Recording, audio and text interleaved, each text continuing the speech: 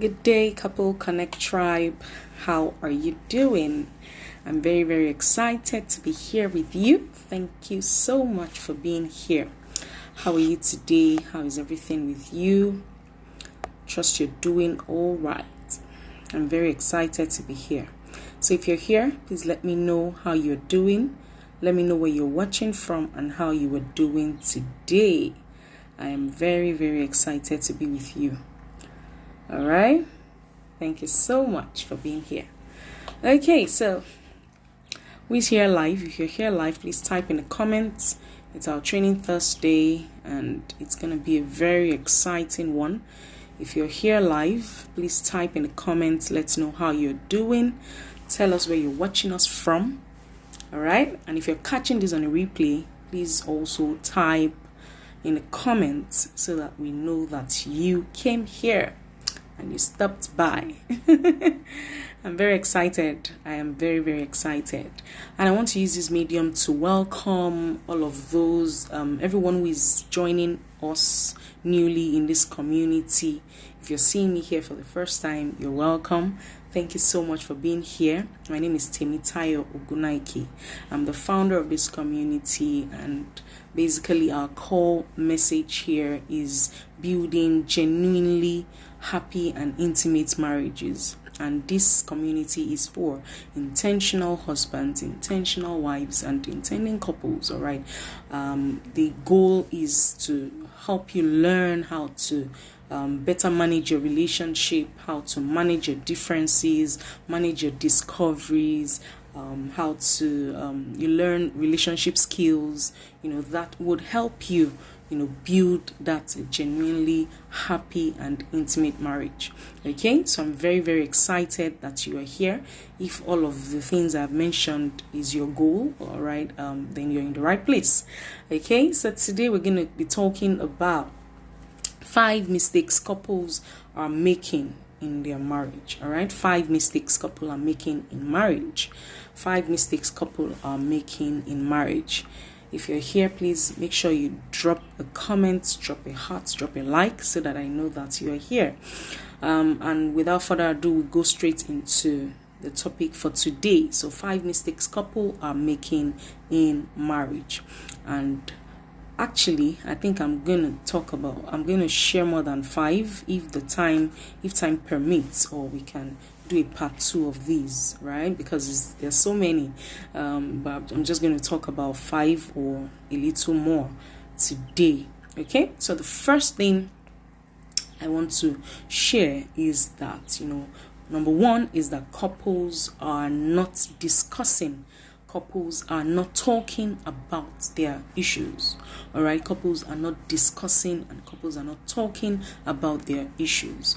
All right, so what we see today, the divorce, the divorce and separation and all of the things that we hear and see about marriages today, is not, it doesn't just happen. Okay, nothing happens by chance. It doesn't just happen. Something always leads to something.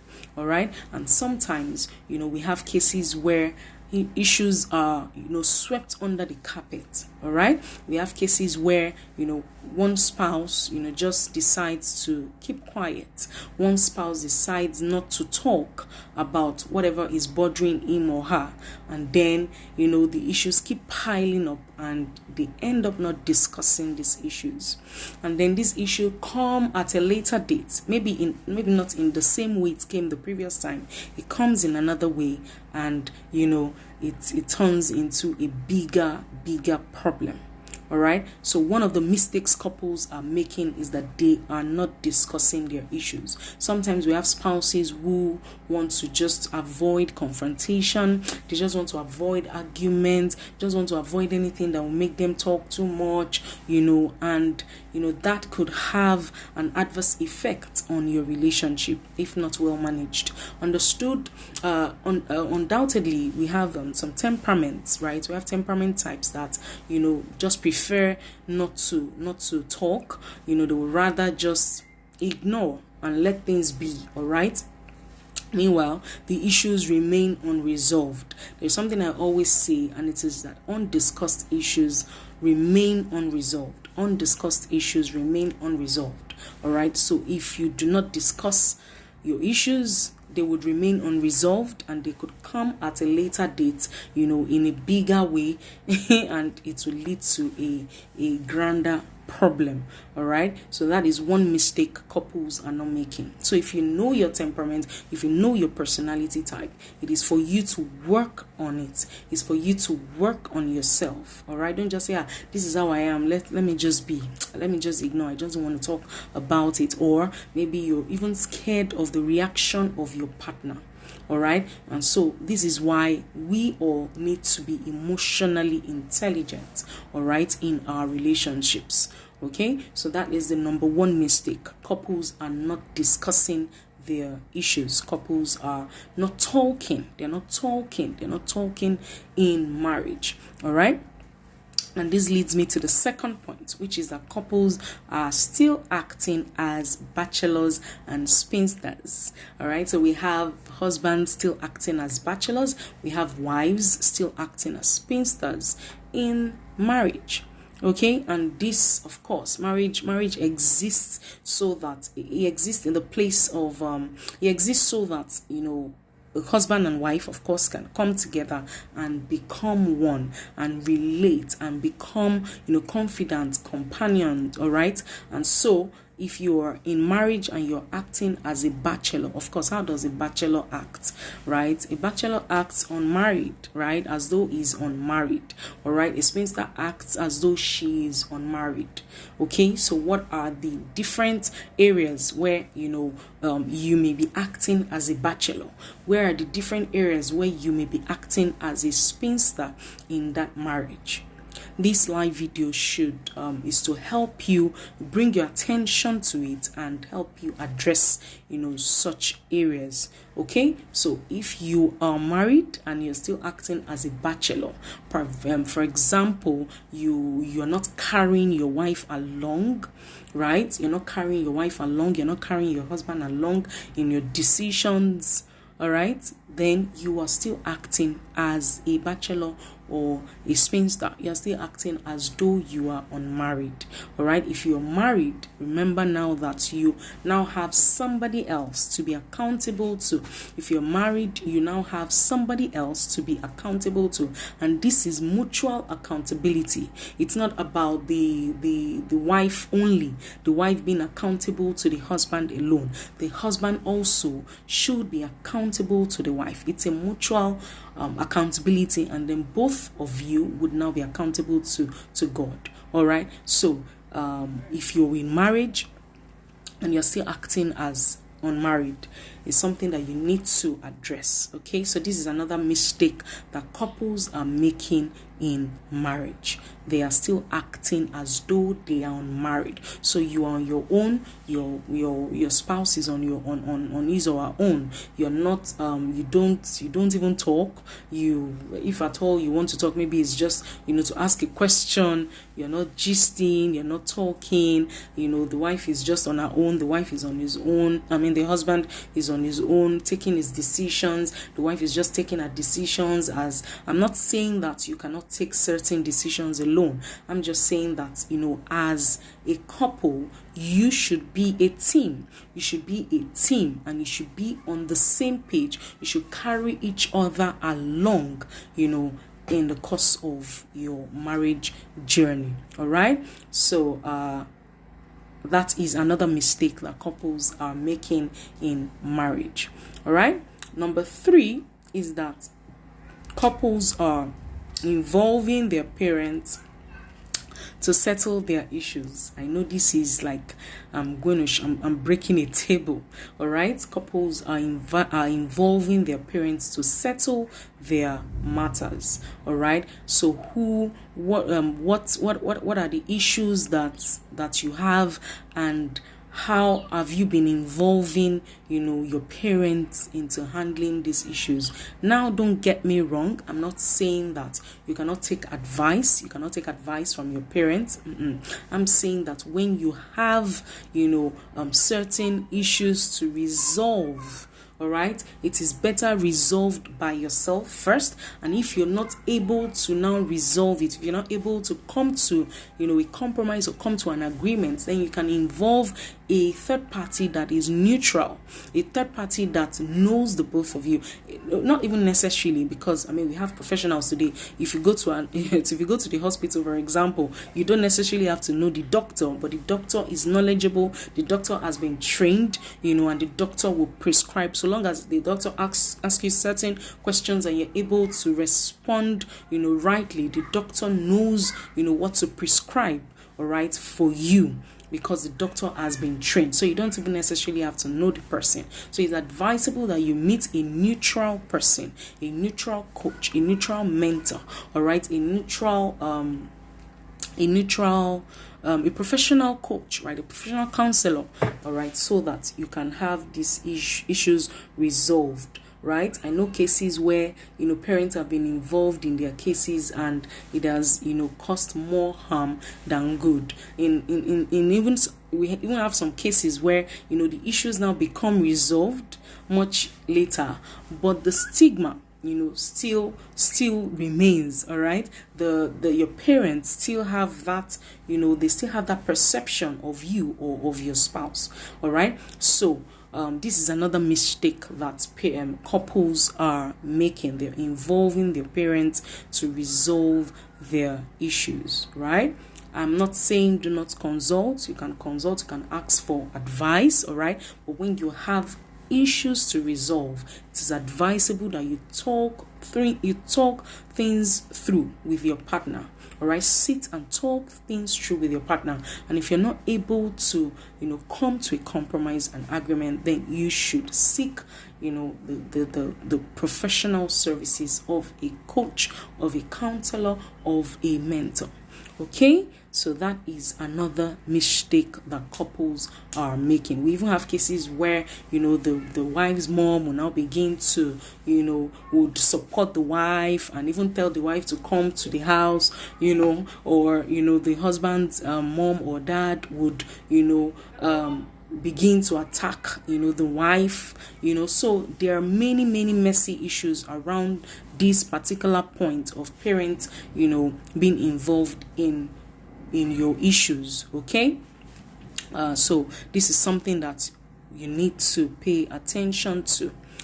The number 4 mistake that couples make in marriage is that they refuse to praise, they refuse to compliment each other. You refuse to compliment each other, you refuse to praise your spouse, you refuse to encourage your spouse, you refuse to compliment your spouse, right? And you also refuse to listen to your spouse. Okay, so that is another mistake that couples are making. Words of affirmation are so key. Words of affirmation are so key, all right? And it makes your marriage even more interesting. It makes it blossom, right? Or your partner may just need a word of encouragement, a word of praise. Like your partner is looking very good today. Tell him or her, you're looking sharp, you're looking cute, you're looking beautiful. Your spouse just made her hair, right? Tell her your hair is beautiful, right? Your hair is, if we had to even pay for compliments, I'm sure many people will be owing, right? So please ensure that you compliment your spouse per time.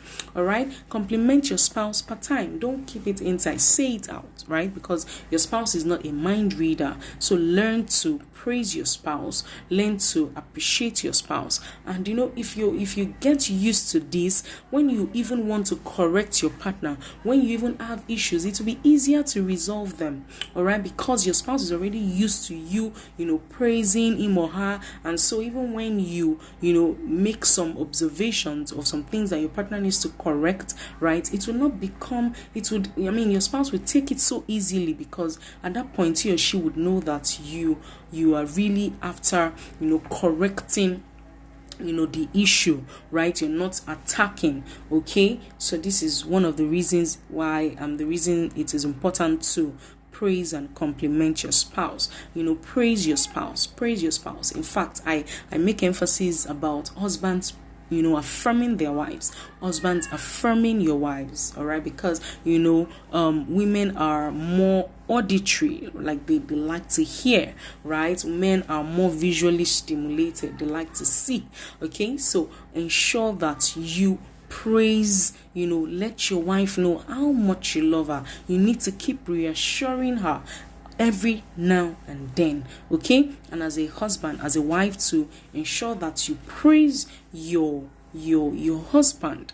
Tell him how important he is to you. Tell him how much you love him. Tell him how much you see each other in each other's future. Keep reassuring each other. Talk about your dreams together.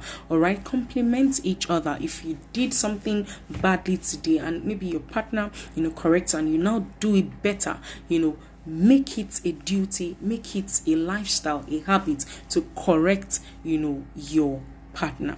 All right, and of course you also need to listen to your partner.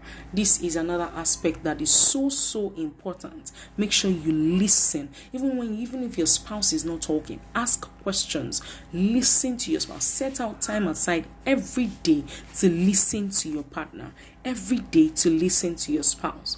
All right, it is so important. It is so important.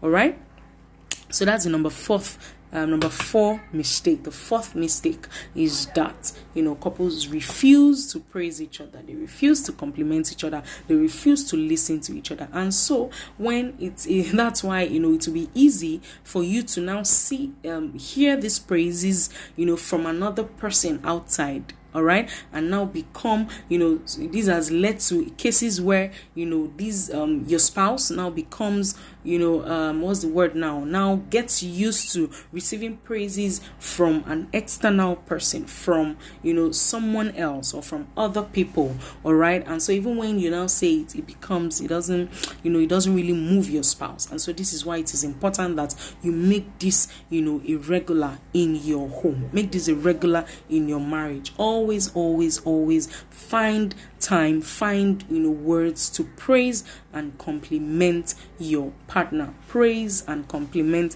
your partner. Listen to your partner. Ask your partner questions, all right, and listen to how his or her day was. Listen to whatever observations he or she has made, all right, about you or about something as regards your relationship. Okay, number 5, the fifth mistake is that you do not hang out. You do not do something. You do not go out and do something different. You don't even have to go out. It can even be in your house. It can be in your bedroom. It can be in your sitting room. It can be in your living room. All right. You just need to come out of the normal everyday routine and do something different. And this is why we also created Couples Cloud 9. That's the essence of, that's the purpose for that event, to make couples come out of their comfort zone, come out of what they're used to, their children, their work, and then just come to a very cozy atmosphere, and gist and be relaxed, and we talk about things, a lot of things with gist. We have, lots of fun, and we talk about things that you don't naturally even want to talk about. All right, we have syndicate sessions, wife sessions, husband sessions. All right, we're trying to see how we can make it work again this year, because it's an annual event for couples. All right, so please do something different. Hang out, take a stroll, dance together, just do something different, something different to add spice to your relationship. All right, so don't just make it boring. The normal every day you wake up, you pray, or you dress the kids up, you go to school, go to work, you eat, come back from work, or come back, and then you're home, you eat, and then the same routine every day. So you need to spice things up. All right, so this is another mistake that couples are making, and so this now makes them familiar to each other. You become over familiar with your spouse. That over familiarity syndrome now sets in. All right, and then you do not even see anything new in your partner. You take your partner for granted, and so no wonder if your spouse even does something different, or does something extra, or does something special, you may not easily notice, because you are already bored in the relationship. All right, so go out, so do something different, add spice to your relationship, all right. And it doesn't have to be such a big deal or big thing. All right, it's in the little things that you do. Okay, so that's the number 5 mistake that couples are making in marriage. So I think I'll give you one or two more, and then we'll call it, end the live stream. Okay, another is that couples are not, you don't have an agreed culture. You don't have an agreed culture, an agreed blueprint for your marriage. The wife, this is even similar to the second point I mentioned, where I said, couples are still acting as bachelors and spinsters. All right. So you don't have an agreed culture. You don't have an agreed blueprint, an agreed manual, an agreed, when you say SOP, for example, standard operating procedure, right? You don't have an agreed manual for how you want to run your marriage, for how you would run your marriage, how you would, make your marriage work, how you would make your marriage, a genuinely happy one. All right. And so this is a great mistake. If there is no vision, if there is no purpose, then abuse is inevitable. All right. So you need to know the reason you are married, and not just the reason you are married, the reason you're even married to that partner of yours. All right. You need to have a vision. You need to establish your culture. All right, all of these I shared in my book, Start Right. So if you have not gotten your copy, you need to get that book. It's a manual for every marriage. All right, and of course, knowledge is power. Knowledge is power, and applied knowledge is even more powerful. Okay, so don't just get the copy, read it and practice, implement. For those who have gotten their copies in this community, I expect that you should have read it, and practice. Keep practicing till you become better. All right. This journey is a continuous one, and we are learning every day. It may just be a word, it may be a line, it may be a chapter, it may be something that would just become so striking for you in that book and would change your relationship for the better. All right. So couples do not have an agreed culture. You still believe, the husband still believes, I can run my finance however I want to, and the wife believes, I can run my finance however I want to. It's my money, it's his money, so let's just do it as we like. All right. If you wanted to do it that way, then there was no point getting married. At all. Now that you are married, you are not alone. You are now two, and these two, they are to work together to become one. These two are to work together to become one. All right. So the final point is that couples are not growing. Spouses are not growing. There is no growth, and of course, if there is no growth, there's bound to be death. All right. If there is no growth, there's bound to be death. Okay. And so it is very important that you grow. Your marriage can only grow. You can't grow above your level of individual growth. All right, your marriage cannot grow above the level of your individual growth, and so that's why, as the husband, you should be growing. As the wife, you should also be growing. You should also grow together. All right, so that your marriage would also grow. Your marriage will grow. This is so important. It's a mistake that couples are making today. You find out that only one person is growing, only one person is learning, only one person is improving, and so there's now that gap.